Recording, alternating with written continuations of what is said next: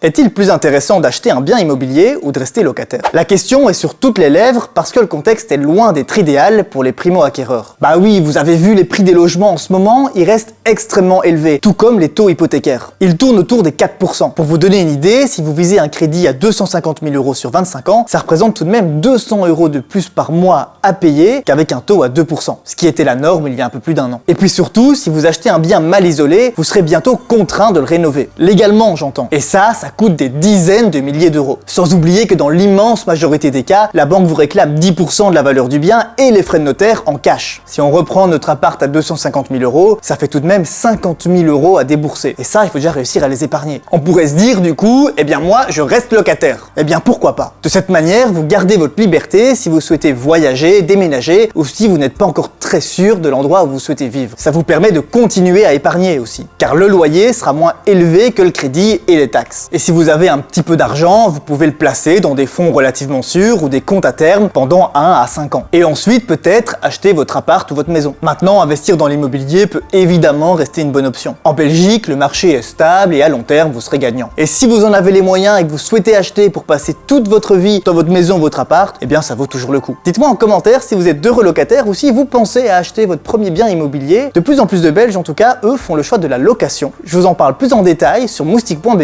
et dans le moustique de la semaine.